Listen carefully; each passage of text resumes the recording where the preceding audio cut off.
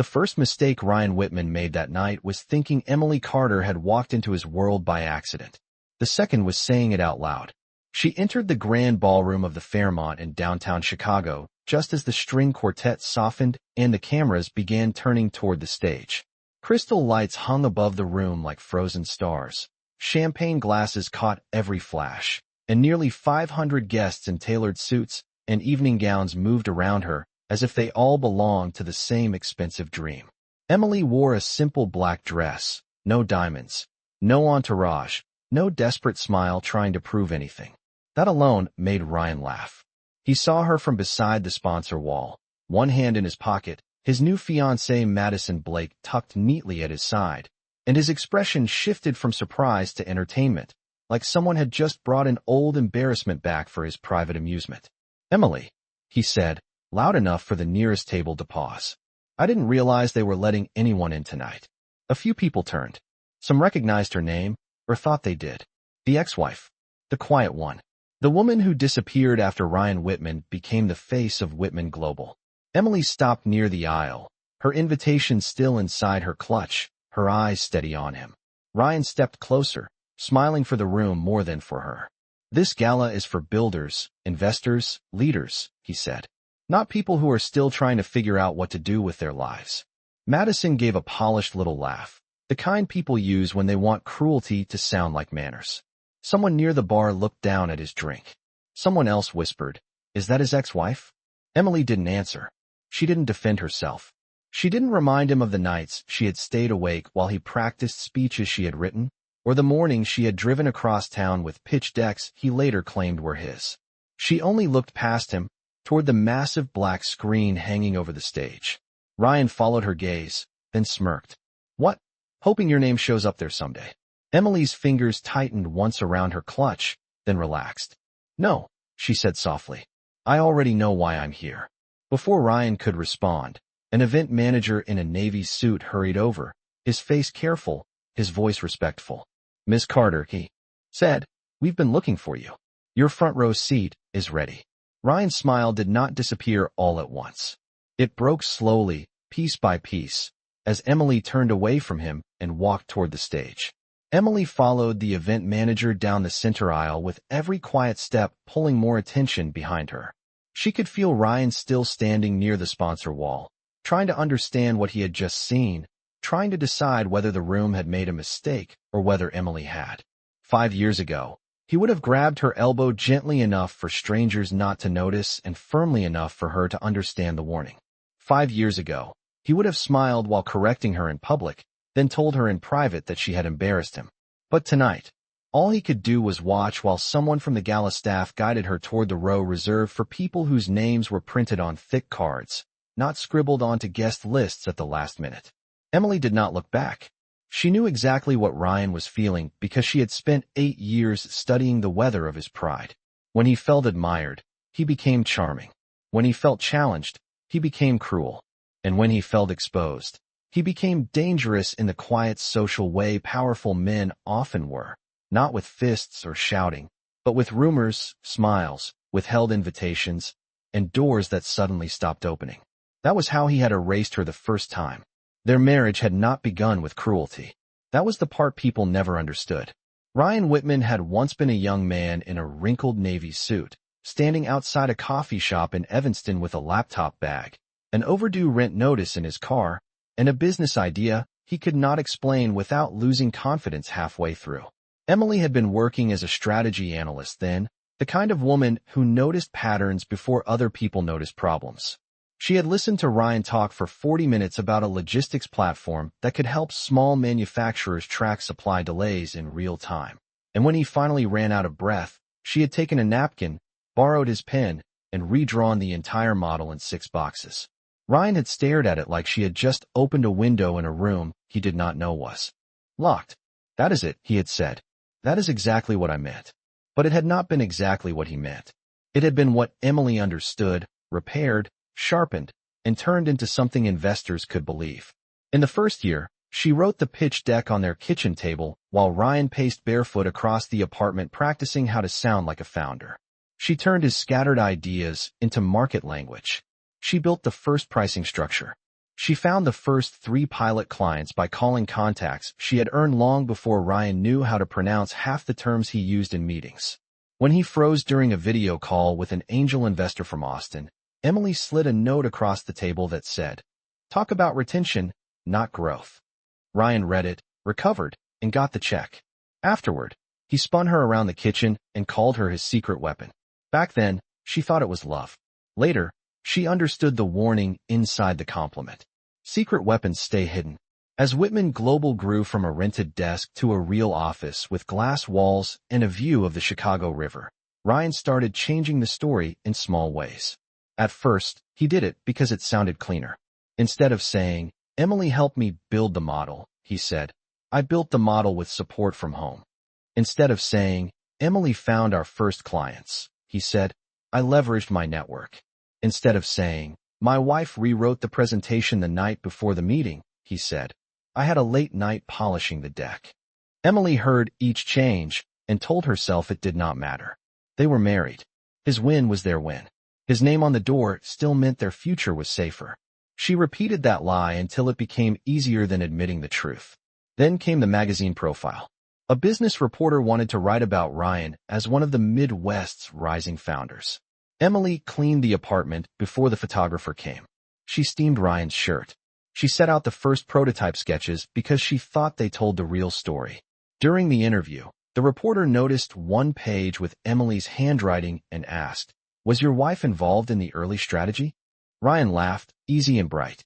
"Emily was supportive," he said, "but the business side was mostly me. She was more of an emotional anchor." Emily had been standing by the window with 2 mugs of coffee in her hands. She remembered the heat through the ceramic. She remembered the way the reporter nodded, already moving on. She remembered Ryan looking at her for half a second, just long enough to see if she would correct him. She did not. That was the day he learned how much silence she was willing to give him. After the article came out, everything accelerated. Ryan became the face. Ryan joined panels. Ryan smiled from banners, newsletters, podcasts, and award stages. Emily became the wife in the audience, the one people thanked for being patient while the genius worked. At dinners, men shook Ryan's hand and asked Emily if she was proud. Women told her she was lucky to have such a driven husband. Sometimes Ryan would put an arm around her chair and say, "She keeps me grounded," as if she were a decorative weight, not the person who had built the ground beneath him. The more the company rose, the smaller her place became. When Emily suggested taking an official advisory role, Ryan said it would look strange. When she asked to be credited on internal strategy documents, he said it might confuse the board. When she mentioned that several original documents were hers, he kissed her forehead in front of the kitchen sink and said, "Do not make this a competition, Em." He always called her Em when he wanted her to feel unreasonable. By the time the marriage started breaking, most people believed Ryan had outgrown her. He made sure of it. He told friends she had become distant. He told colleagues she did not understand the pressure he was under. He told his mother Emily resented his success. None of it sounded cruel by itself. That was Ryan's gift. He could ruin a person softly, sentence by sentence, until everyone thought the damage had always been there. When the divorce papers came, Emily was not surprised by the legal language. She was surprised by how many people disappeared. Dinner invitations stopped. Former clients stopped returning her messages. A woman who once called Emily her closest friend said she did not want to get involved, then appeared beside Ryan at a company fundraiser 3 weeks later. Ryan kept the penthouse because it was tied to company housing. He kept the social circle because he had already trained it to orbit him. He kept the story because Emily had waited too long to claim her part in it. The first month after she left, she rented a small 1-bedroom apartment 12 miles from downtown, near a grocery store, a pharmacy, and a bus stop where the wind came hard off the lake. There were nights when she sat on the floor because the couch had not arrived, eating soup from a paper bowl, staring at boxes labeled with a life that no longer existed. She did not cry because she missed Ryan. That part had ended before the marriage did. She cried because she had allowed someone else to become the narrator of her life, and the world had believed him. Then one morning, she opened an old storage folder on her laptop and found the first napkin sketch, scanned years earlier because Ryan had wanted to save it as a memory. Her handwriting was still there.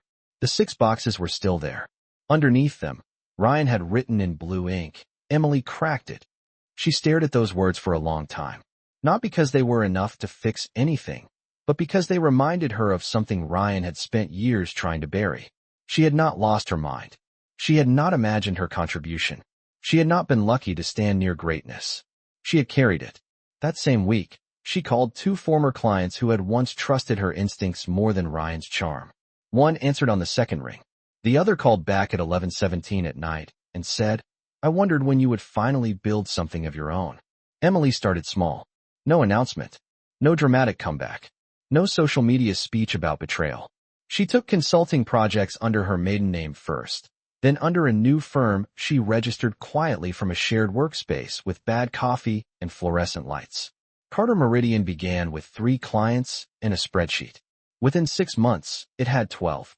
Within a year, it was helping regional manufacturers cut delays across supply chains Ryan had once claimed only he understood. Emily hired slowly, carefully, choosing people who cared more about substance than performance. She refused to put her face everywhere. She refused to talk about Ryan in interviews. When asked why she had been absent from the industry for so long, she smiled and said, "I was learning what not to repeat." But people inside the industry began to notice. Not the loudest people, the right ones. Investors noticed that companies working with Carter Meridian stopped missing delivery windows. Founders noticed that Emily could walk into a messy operation and identify the one hidden issue costing them millions. Board members noticed that she listened more than she spoke, and when she did speak, the room changed direction. That was how the invitation came. 3 months before the gala, Emily had received a cream-colored envelope from the Midwestern Innovation Council, the same organization hosting tonight's ceremony at the Fairmont. Inside was a formal letter informing her that Carter Meridian had been selected for a special recognition tied to strategic impact. But there was more. The council had completed a private review of early industry contributions to the logistics software space. They had interviewed former clients, examined archived materials, and spoken to people who had been in rooms Ryan later described as his alone.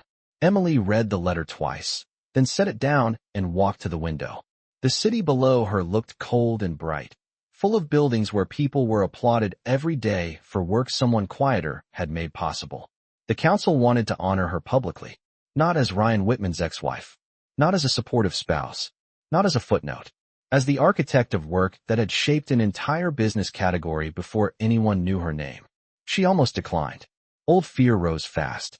Ryan would be there. His board would be there. The same people who had pitted her, doubted her, or forgotten her would be sitting under soft lights with programs in their hands. And there was a part of Emily that still wanted peace more than recognition, because peace had become precious after years of being misunderstood. But then she thought of the magazine article. She thought of the kitchen table. She thought of the reporter asking the right question and Ryan giving the wrong answer while she held 2 mugs of coffee and swallowed herself whole. So she accepted. Now, as she reached the front row and saw her name printed clearly on a white place card, Emily understood that Ryan had never feared her failure. He had feared this exact moment. He had feared the day she would stop asking him for permission to be remembered. The event manager pulled out her chair, and she sat down between a venture partner from Seattle and an older woman who had once chaired the council's ethics board. The woman turned, smiled warmly, and said, "Ms. Carter, it is an honor to finally meet you." Emily thanked her, her voice even, though something in her chest loosened. Behind her, the ballroom continued to hum, but the tone had changed. Whispers traveled faster now. Ryan was no longer laughing. From the corner of her eye, Emily saw him speaking sharply to a staff member, his jaw tight. Madison standing beside him with a smile that no longer looked effortless. Emily placed her clutch on her lap and looked toward the still dark screen above the stage. She did not need the room to love her. She did not even need Ryan to admit what he had done. All she needed was the truth, placed high enough that no one could pretend not to see it. Madison Blake noticed the change in the room before Ryan admitted it to himself. She had built an entire social life on reading small shifts in status, and now she could feel one moving beneath the ballroom like a current under polished marble. 10 minutes earlier, Emily Carter had been nothing more than a faded name Ryan used with a half smile, a woman placed safely in the past, where she could not complicate the present.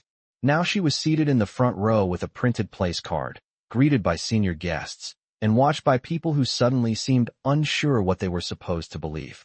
Madison stood beside Ryan near the sponsor wall, one hand resting lightly around the stem of her sparkling water, her diamond ring catching the light each time she moved. She was beautiful in the controlled way that expensive rooms rewarded. Every strand of hair was pinned perfectly, every glance measured, every smile designed to make the person receiving it feel lucky and slightly judged. Ryan had introduced her all evening as his fiancée, but he did it with the same tone he used for awards, partnerships, and press mentions. Madison was another proof that his life had improved after Emily. At least, that was the story he had been telling. "Why is she sitting there?" Madison asked without looking directly at him. Ryan adjusted his cuff links, though they were already straight. Probably some administrative mistake. The event manager knew her name. Everyone knows names at these things. Madison finally turned her head. He said they had been looking for her. Ryan's face tightened just enough for Madison to see what the guests could not. "I will handle it." That was Ryan's favorite sentence whenever control began slipping. He said it to investors, employees, waiters, drivers, and once, according to his own version, to Emily. Madison had always admired the confidence behind it. Tonight, for the first time, it sounded like a man pushing his shoulder against a door that might not open. Across the room, Emily sat calmly, her posture straight, her hands folded over her clutch. She did not scan the room for approval. She did not lean toward important people too eagerly. She did not take out her phone to capture proof that she belonged. That bothered Madison more than it should have. Most people who wanted to climb made noise. Emily was not making noise. She was waiting. Madison watched as a gray-haired venture partner leaned over to speak with Emily, and Emily answered with a small nod that made him listen more closely. Then the older woman beside her touched Emily's arm with the warmth of someone greeting a respected equal, not a guest pulled from the wrong list. Madison felt heat rise under her perfect makeup. Not jealousy exactly, but the humiliation of realizing she might have entered a room with the wrong map. "You told me she was unstable after the divorce," Madison said quietly. Ryan glanced toward her. "She was. You told me she had no career." "She did not really. You told me she lived off your reputation." Ryan exhaled through his nose. "Madison, do not start analyzing everything because some coordinator made her feel important for 5 minutes. Madison smiled at a passing couple, then lowered her voice. "I am not analyzing. I am observing." That word landed between them sharply. Ryan hated being observed. He preferred being admired. Before he could answer, a tall man in a charcoal suit approached with 2 guests behind him. "Ryan," he said warmly, though his eyes moved past Ryan toward the front row. "Big night. Congratulations in advance." Ryan recovered instantly, his public smile returning like a mask pulled into place. "Thank you, Daniel. It means a lot." Daniel Mercer was a board member of a manufacturing firm that had once used Whitman Global software. Ryan had spoken about him often, usually with the easy arrogance of a man who believed old clients stayed loyal forever. But Daniel was no longer looking at Ryan with the same comfort. "I did not realize Emily Carter would be here," Daniel said. Ryan's smile held, but the muscles beside his mouth shifted. "Neither did I. She looks well." She always knew how to make an entrance when she wanted attention. The words were smooth, but Daniel did not laugh. Neither did the woman beside him. Madison saw it clearly. Ryan had expected agreement and received silence. Daniel nodded once, almost politely, then said, "I am looking forward to tonight's final recognition." Ryan's eyes sharpened. "Final recognition?" Daniel paused, as if measuring what Ryan did not know. "I assumed you had seen the program." "Of course," Ryan said. "Busy evening." Daniel gave a small smile that did not explain anything. "Then I am sure it will be memorable." He moved on before Ryan could ask another question. Madison looked toward the program stacked on a nearby table. Ryan followed her gaze, crossed a few steps too quickly, and picked one up. The glossy booklet listed sponsors, speakers, honorees, dinner courses, and the sequence of awards. Madison watched his thumb move down the page. Young innovator, regional growth, supply chain excellence, visionary leader. His name appeared there, exactly where he expected it, under Whitman Global. Then his thumb stopped near the bottom.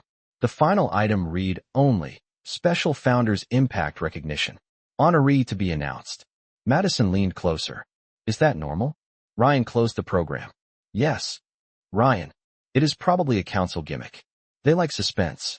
His voice was light, but his eyes were not. Madison knew that look now. It was the look he wore whenever information existed outside his control. Emily, meanwhile, had not moved. And that made everything worse. A photographer approached the front row, spoke briefly to the older woman, then turned to Emily with professional respect. Emily allowed one photograph, no performance, no exaggerated smile, just a composed expression that made her look less like a guest and more like someone history had finally found. Madison felt the room registering it. The whispers changed shape. They were no longer asking why Ryan's ex-wife was there. They were asking who she really was. Ryan started walking before Madison could stop him. He crossed along the side aisle, careful not to look hurried, but she knew his pace. He was angry. Not loud angry. Not visible angry. The worst kind, the kind hidden behind etiquette. Madison followed 2 steps behind, her smile returning because people were watching. When Ryan reached the front row, Emily looked up as though she had been expecting him. "Emily," he said, pleasant enough for anyone nearby to mistake his tone for friendliness. "There seems to be some confusion." Emily did not rise. "About what?" "Your seat." "There is no confusion. This section is reserved for honorees, council members, and major partners." "I know." Madison arrived beside him and placed a soft hand on his arm, partly to support him, partly to restrain him. She looked at Emily with the polished sympathy she had used earlier near the bar. "I hope you understand, Emily, events like this can be complicated. Sometimes staff make assumptions when they see a familiar last name." Emily's eyes moved to Madison's ring, then back to her face. There was no bitterness there, and somehow that felt more powerful than resentment. "Carter is not Ryan's last name," Emily said, "and it was my name before it was ever attached to his story." Madison's smile thinned. Ryan gave a short laugh. Always dramatic. The older woman beside Emily turned her head, her expression cooling. "Mr. Whitman, is there a problem?" Ryan recognized her then. Eleanor Price, former chair of the council's ethics board. A woman whose endorsement could open rooms and whose disapproval could close them quietly. His posture changed. "No problem at all, Miss Price. Just saying hello." Eleanor looked at Emily. "Are you all right, Miss Carter?" For one brief second, Ryan's face showed the full insult of that question. Not because Eleanor had asked if Emily was all right, but because she had asked it as if Ryan might be the disturbance. Emily nodded. "I am fine. Thank you." Ryan's jaw worked once, then he smiled at Eleanor. "Enjoy the evening." He turned away, but before he could leave, a young staff assistant approached with a small black folder. "Miss Carter," she said, keeping her voice low but not low enough. "The council director asked me to confirm the final screen package. Everything has been approved exactly as submitted." Ryan stopped. Madison felt it. So did Emily. The assistant realized she had spoken in front of the wrong people and froze. Emily accepted the folder without opening it. "Thank you. Please tell him I do not need any changes." The assistant nodded and hurried away. Ryan turned back slowly. "Final screen package?" Emily looked up at him. "You should get back to your table. Your award is coming soon." It was not what she said that unsettled him. It was what she did not say. She did not explain. She did not defend. She did not beg him to understand. She simply held the folder on her lap like a sealed door with his name on the other side. Madison looked between them and felt, for the first time since she had met Ryan Whitman, that she might be standing next to a man whose greatest achievement had a shadow she had never been allowed to see. Ryan opened his mouth, then closed it when the lights dimmed once, signaling the program would begin. A voice over the speakers asked guests to take their seats. Around them, chairs shifted, conversations softened, and the ballroom began turning toward the stage. Ryan had no choice but to walk back with Madison beside him. But Madison did not take his arm this time. She carried her own glass, kept her eyes forward, and asked only one question under her breath. "What did you leave out of the story?" Ryan did not answer. At the front row, Emily opened the black folder just enough to see the first page inside. Her name was printed in bold at the top, not as a wife, not as a former anything, but as founder, strategist, and architect. Then she closed it again before anyone behind her could read more. Above the stage, the massive screen remained dark, waiting.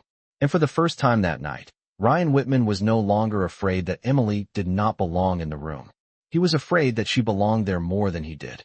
The ballroom lights lowered into a soft amber glow, and the noise that had filled the Fairmont all evening settled into a controlled hush. Servers moved between tables with practiced quiet, placing salads, refilling water glasses, and slipping away before anyone could remember they had been there.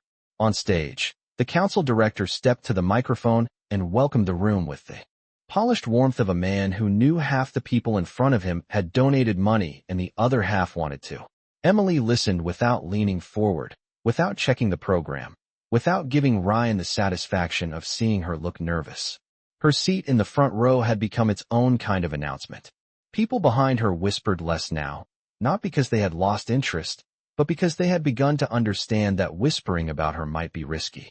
To Emily's right, Eleanor Price sat with her program closed on the table, watching the stage through thin silver glasses.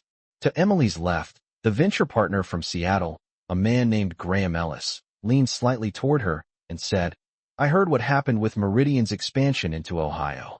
Impressive work." Emily turned her head and gave him a small smile. "Thank you. The team did most of the heavy lifting." "That is what people with real teams usually say," Graham replied. It was a simple comment, almost casual, but Emily felt the meaning underneath it. People were comparing. They were remembering how Ryan spoke about his success and how she spoke about hers.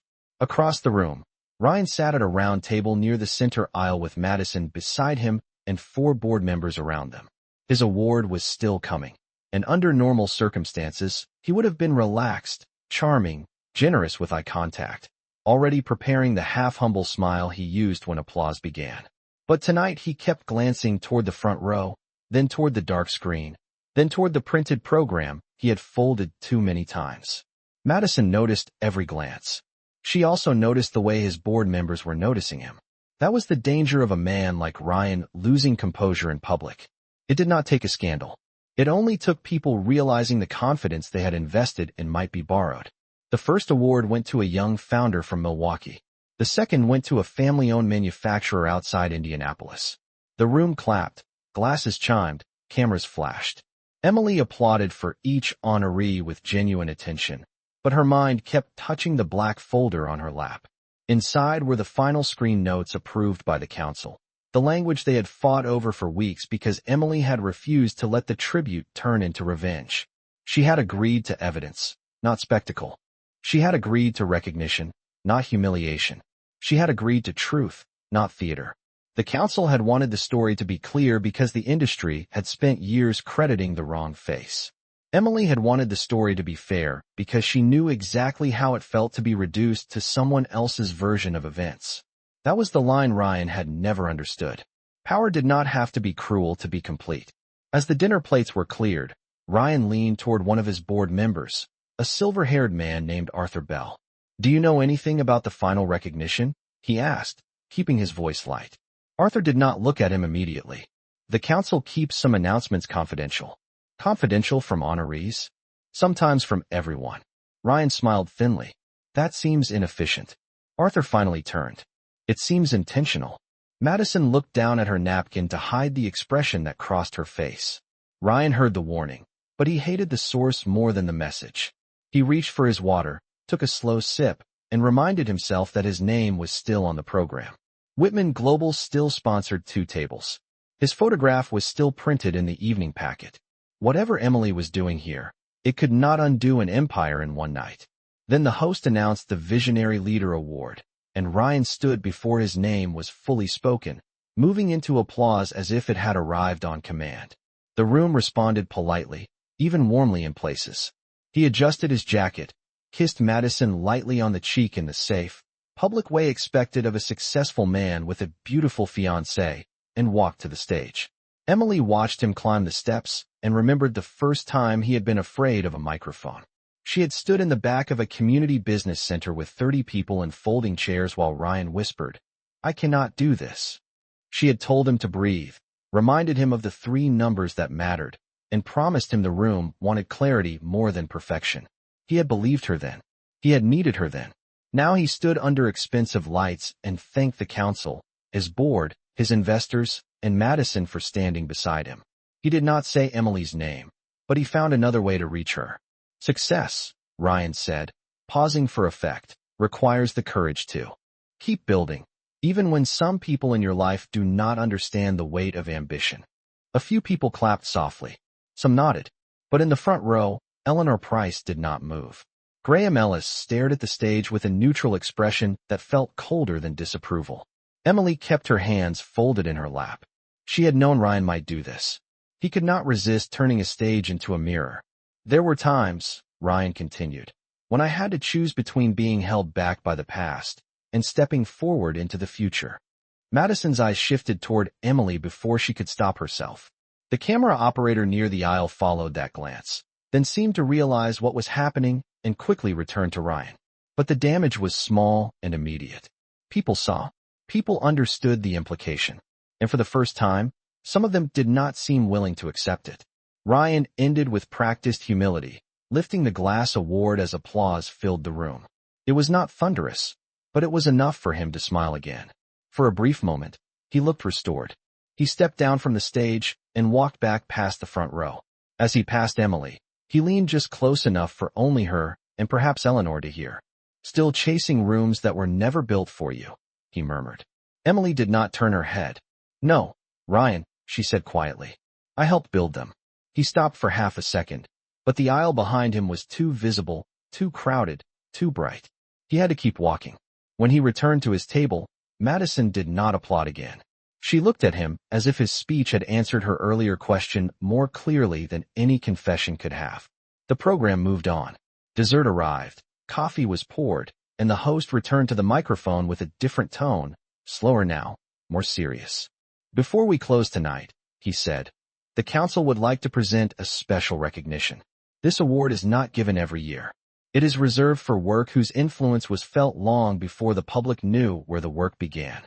Ryan's fingers tightened around the stem of his water glass. Madison noticed. Arthur Bell noticed. Half the table noticed. On the screen above the stage, the council logo appeared in white against black.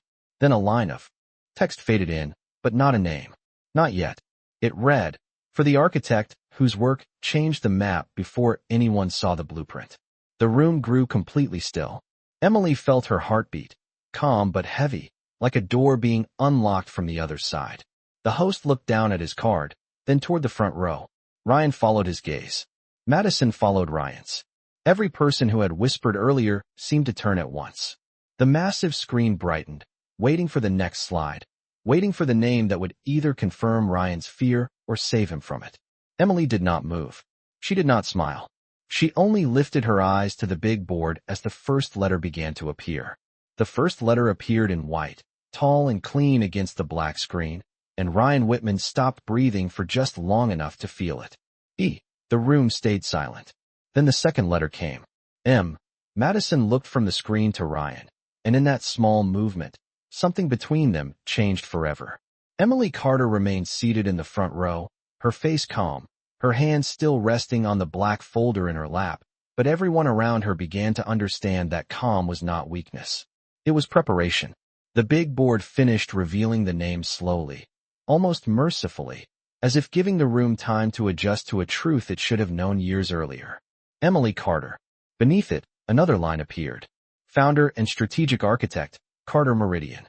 A low sound moved through the ballroom. Not quite a gasp, not quite a whisper, but the collective shift of hundreds of people realizing they had been looking at the wrong person all night.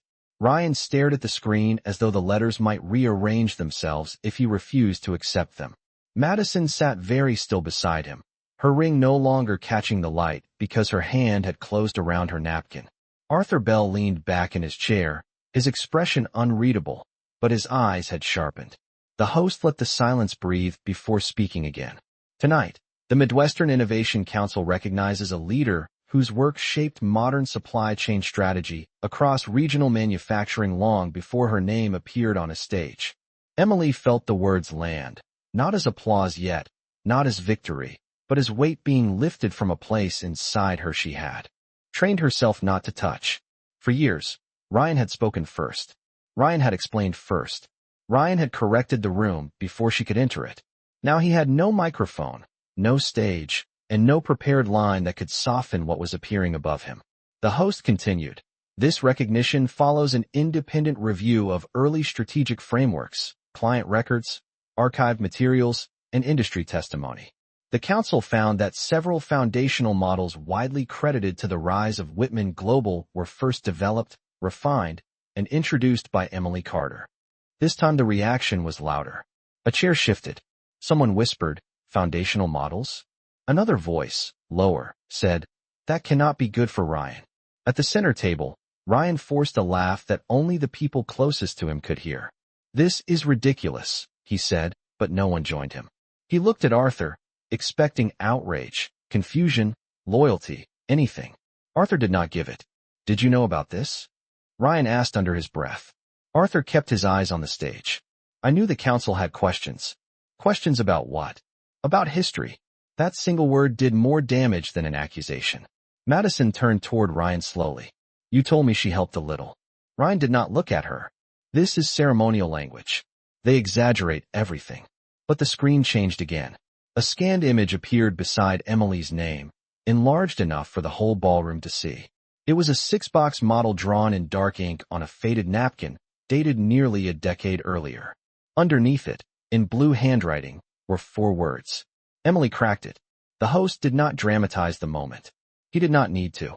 This early framework became the basis for a regional delay prediction model later adopted across multiple manufacturing networks. Its original structure was documented by both parties at the time. Ryan's face drained of color. He remembered the napkin. Of course he remembered it. He had kept it in the early days because it made him feel lucky, because back then he still knew the difference between being helped and being handed a future. He had not imagined that memory could survive him. Madison saw his reaction and no longer needed to ask whether it was real. The answer was written across his silence. The screen shifted to a photograph of a kitchen table covered in printed charts, highlighted pages, and an old laptop. No private details, no cruel exposure, just enough truth to place Emily back inside the room where the work had started. Then came a timeline. Year 1, concept restructuring. Year 2, pilot client acquisition. Year 3, early retention strategy. Each line named Emily Carter as primary contributor based on archived drafts, client correspondence, and witness statements. In the front row, Emily lowered her eyes for a moment. She had approved this. She had agreed because the council had told her the industry needed an accurate record. But seeing it there, so large and undeniable, still felt like watching a hidden wound become a public scar. She did not enjoy Ryan's humiliation. That surprised her less than it might have years ago. What she felt was something cleaner, sharper, and sadder. She felt the final death of the story she had once begged him to tell correctly. Behind her, a woman she recognized from old investor dinners whispered, "I had no idea." Eleanor Price heard it and answered without turning around. "That is why credit matters." The host continued, "The purpose of this recognition is not to revisit a private marriage. It is to correct a professional record." Those words saved Emily from becoming gossip and gave the room permission to see the difference. Ryan tried to stand. Madison caught the movement immediately. "Do not," she said quietly. He looked at her, offended. "You believe this?" "I believe your face." Ryan sat back down, but the damage was moving faster than he could manage. At another table, 2 board members leaned toward each other. A sponsor checked the program again. Daniel Mercer, the former client who had spoken to Ryan earlier, watched the screen with the expression of a man whose memory had just been confirmed. The host introduced a short recorded segment, and the big board filled with the face of a retired operations director named Linda Shaw. Emily remembered Linda clearly. She had been one of the first people to take her call after the divorce. In the recording, Linda spoke plainly. "In our earliest work with Whitman Global, Emily Carter was the person who understood our delays, rebuilt the reporting structure, and translated the numbers into decisions we could actually use." Ryan presented well, but Emily solved the problem. Another face appeared, then another. Former clients. Former employees. People who had been in rooms where Emily spoke softly and Ryan later repeated her conclusions louder. None of them insulted him. None of them needed to. The truth sounded more powerful because it was calm. Madison watched each testimony with her shoulders slowly drawing inward. She had built her engagement on the idea that Ryan was self-made, brilliant, and unfairly burdened by a wife who could not keep up. Now the room was showing her a different possibility.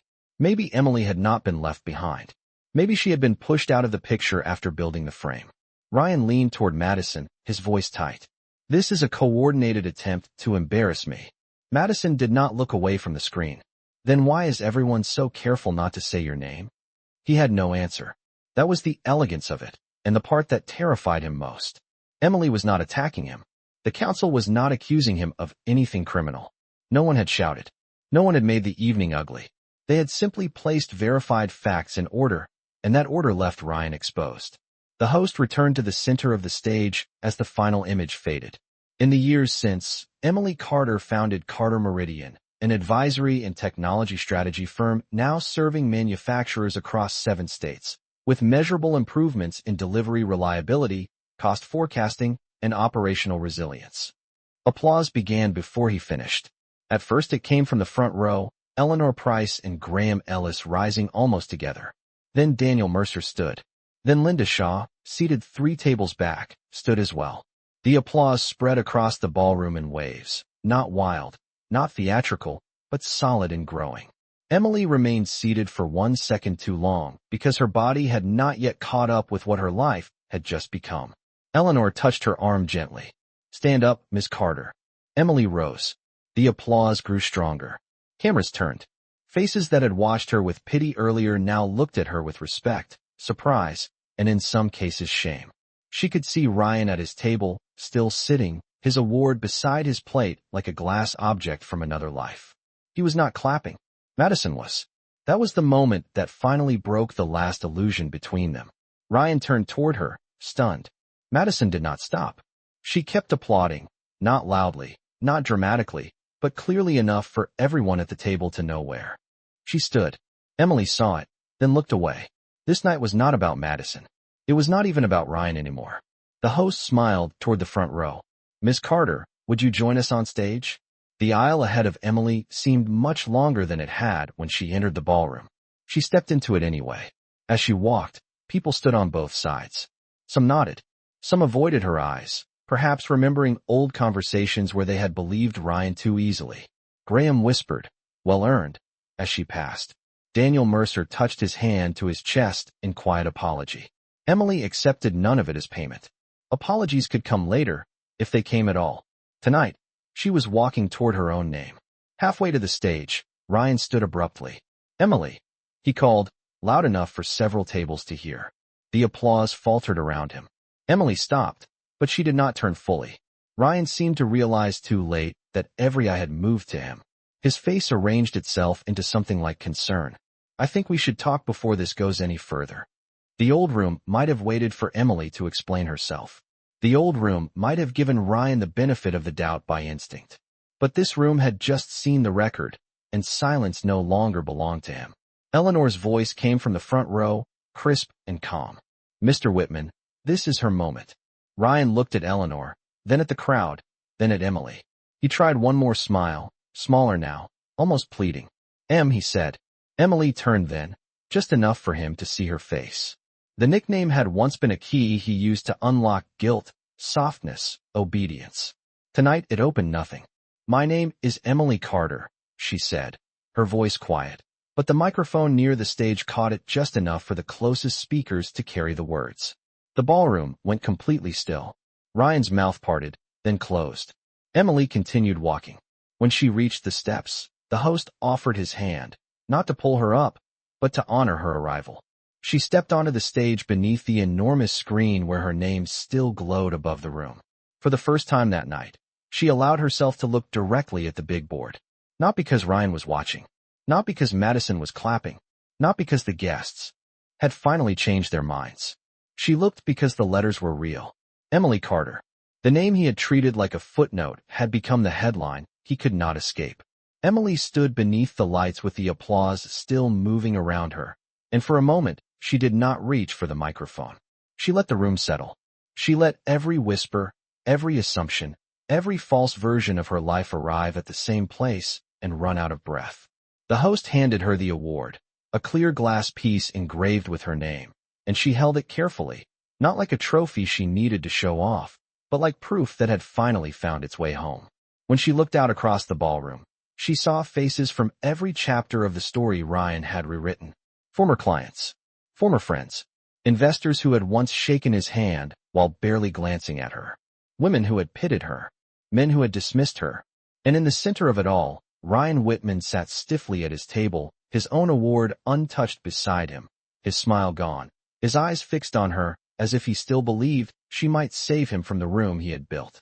Emily stepped to the microphone. "Thank you," she said, and the room quieted so quickly that the smallest clink of a coffee cup sounded loud.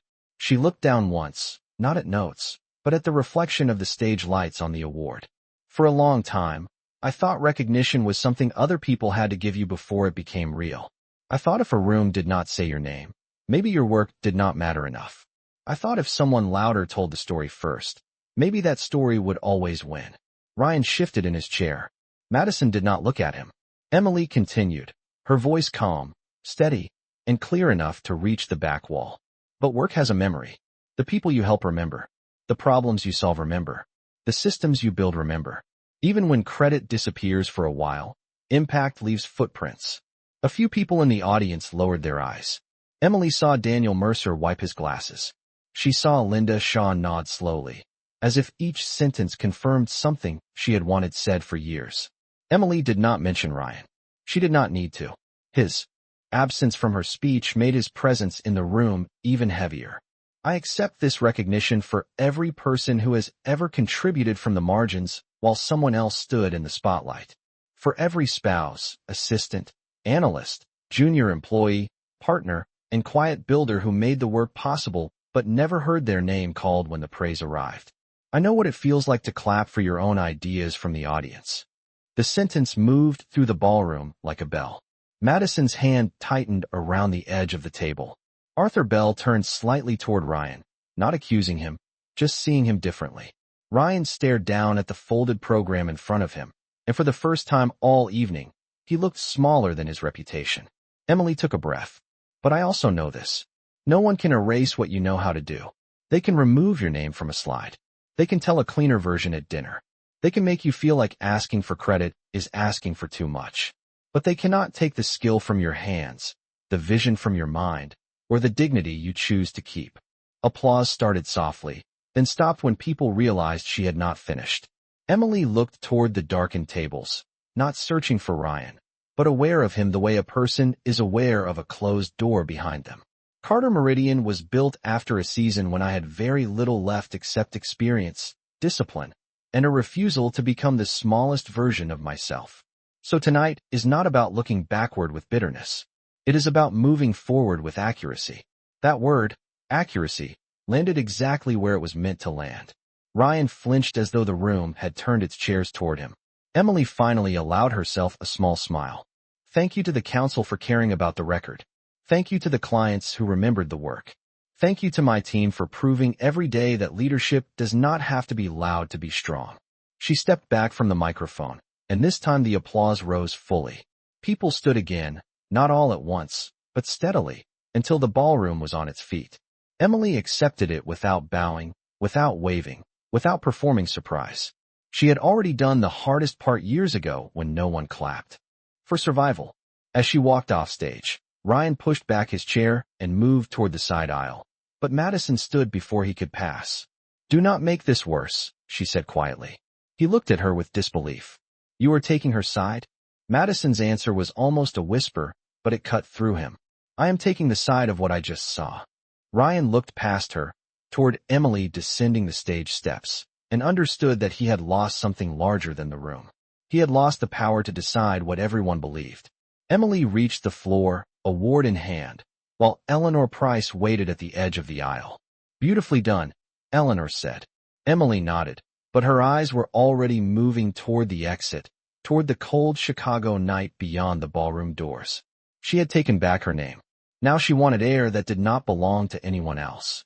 Emily stepped through the ballroom doors into the quiet corridor, and the sound of applause faded behind her like a chapter closing. For the first time all night, there were no cameras pointed at her, no whispers following her, no stage lights turning her pain into proof. There was only the soft hum of the hotel, the shine of the marble floor, and the glass award resting against her palm. She had almost reached the elevators when Ryan's voice came from behind her. "Em." She stopped, not because the name still held power, but because it no longer did. Ryan walked toward her with his jacket open, his public confidence stripped down to panic and disbelief. "We need to talk," he said. "You cannot just let them put all of that out there." Emily turned slowly. "They put out the truth. You know it was more complicated than that." "No," she said. "You made it complicated because simple truth did not benefit you." He looked away, then back at her, trying to find the softer version of the woman who used to protect him from consequences. "I made mistakes," he said, "but you did not have to embarrass me in front of everyone." Emily looked at him for a long moment. Years ago, that sentence would have broken her. Tonight, it only showed her how far she had walked. "Ryan, I spent years clapping for my own work while you accepted the applause. Tonight, people finally saw my name, and you still think the injury is yours." His face tightened. "I loved you." Emily's expression did not harden. It settled. "You love what I gave you. There is a difference." Behind him, Madison appeared at the corridor entrance, silent, watching with eyes that had already made a decision. Ryan noticed and lowered his voice. "Please, Em." Emily lifted the award slightly, not to show it off, but to remind herself that she no longer needed his permission to exist in full. "You do not get to say my name like you own it anymore," she said. Then the elevator doors opened. Emily stepped inside alone, calm and upright, and as the doors closed, Ryan remained in the corridor with nothing left to rewrite.